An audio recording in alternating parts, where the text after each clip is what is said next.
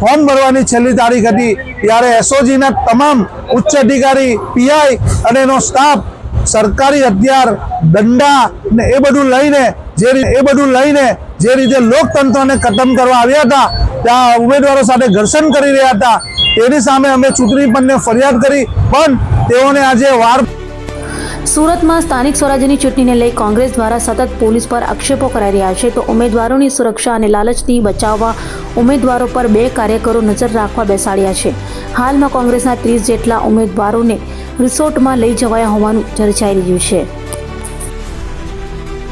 સુરતમાં સ્થાનિક સ્વરાજ્યની ચૂંટણીમાં કોંગ્રેસને ઉમેદવારોને ભાજપ દ્વારા ફોડવાનો પ્રયાસ કરી રહ્યો હોવાના આક્ષેપો વચ્ચે સુરત કોંગ્રેસ પ્રમુખ વિપુલ ઉડનાવાલાએ પોલીસ પર પણ આક્ષેપો કર્યા હતા અને સુરતમાં પોલીસ ભાજપની કામગીરી કરતી હોવાના આક્ષેપ કરવાની સાથે તમામ ઉમેદવારો સુરક્ષિત હોવાનું અને કાર્યકરોના સંરક્ષણમાં ગ્રુપ મિટિંગ કરતા હોવાનું જણાવ્યું હતું.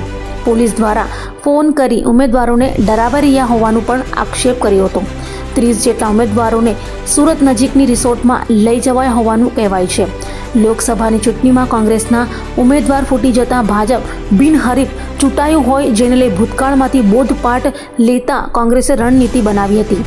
સાંભળો વિપુલ ઉડનાવાલા શું કહી રહ્યા છે.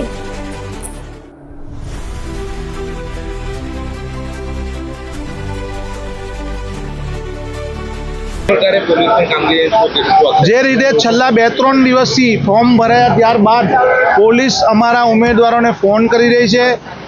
જે રીતે એસઓજીએ ફોર્મ ભરતી વખત આખો મોટો સ્ટાફ લઈને એસીપી, ડીસીપી, એસઓજીના તમામ લોકો સાદા ડ્રેસમાં આવી અને ચૂંટણી પંચની કોઈ પણ કોલ વગર તેઓ ત્યાં હાજર રહ્યા. ઉમેદવારોની સાથે જે રીતનું વર્તન કર્યું, હથિયાર, દંડા અને લોકોને, ઉમેદવારોને ધમકાવવા માટેની તમામ પ્રયત્નો કર્યા ને હવે પછી કેન પ્રકારે તેઓ ફોન કરી, રેકી કરી, પ્રાઇવેટ વાહનોમાં ફરી રહ્યા છે અને આ અધિકારીઓ છેલ્લા 5 વર્ષથી ઉપરથી અહીંયા નોકરી કરી રહ્યા છે.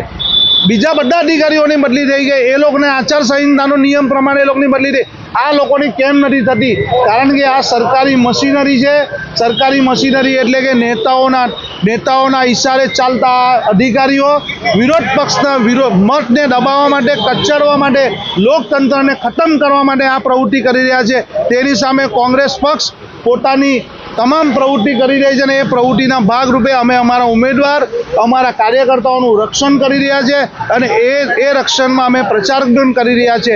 લોકતંત્રને બચાવવું, લોકોના મતને, લોકોના વિશ્વાસને બચાવવું એ આપણો બંધારણીય અધિકાર છે અને એ બંધારણીય અધિકારની અંદર જેટલો શાસક પક્ષ જરૂરી છે એટલો જ વિરોધ પક્ષ જરૂરી છે. પણ આ ભારતીય જનતા પાર્ટી વિરોધ પક્ષને ખતમ કરવા માંગે છે. એટલે હું કેવું એ જ, હું મારું ચાલે એટલું જ.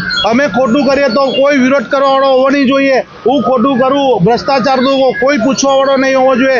એ નીતિથી, પોલીસના દમનથી, પોલીસની શક્તિથી, બહુમતીના જોરે લોકોનો મત દબાવવાની કોશિશ કરે છે. કોંગ્રેસ એની સામે લડી રહી છે. કઈ રીતે ફોન આવી રહ્યા છે? ઉમેદવારોને કેન પ્રકારે ખોટા નંબરોથી ફોન કરી રહ્યા છે. એ લોકોને સવાલ પૂછવામાં આવે, તમે કેમ ઊભા રહ્યા, શું જરૂર હતી, આ બધી બાબતો પૂછવામાં આવી રહી છે. તમારે આ કરવાની છે, તમને ખબર છે કોણ ઊભું રહ્યું તમારી સામે, તમે એની સામે ઊભા રહેવાના છો. આવા બધા ફોનો આવી રહ્યા છે અને આ જે ધંધો, જે હોમ મિનિસ્ટર અને સરકારના તત્વો જે વર્ષોથી જે એમની ઓફિસથી બહાર ચા પાણી ગ્લાસનું કામ કરતા છે, એ લોકોને આજે કામે લગાવ્યા છે. કઈ જગ્યાએ હાલ ઉમેદવારો રાખ્યા છે? અમારા ઉમેદવાર તમામ વોર્ડમાં સુરક્ષિત અમારા કાર્યકર્તાઓના અંદરમાં છે. તેઓ પ્રચાર પણ કરી રહ્યા છે. ચા નાસ્તો મસ્ત રીતે ગ્રુપ મિટિંગો અને ફોન દ્વારા પ્રચાર કરી રહ્યા છે. એની અંદર કોઈ જાતનું કોઈ એવું નથી, પણ સુરક્ષા કરવી એ કોંગ્રેસ પાર્ટીની ફરજ છે. અમારા ઉમેદવાર, અમારા સાથીઓ, અમારા કાર્યકર્તાઓને શક્તિ અને બળ આપવું અને તેઓને મેદાનમાં રાખવા, એને ફાઇટરની જેમ લડાવવા એ કોંગ્રેસ પાર્ટીનું કામ છે. કારણ કે લોકતંત્ર બચાવવું છે, લોકોનો મત બચાવવો છે. મારા સુરત શહેરના એક મતથી મારે રક્ષણ કરવાની છે. એના માટે મારે લોહીનું ટીપું છેલ્લું હશે ત્યાં સુધી હું લડતો રહીશ. ઓકે.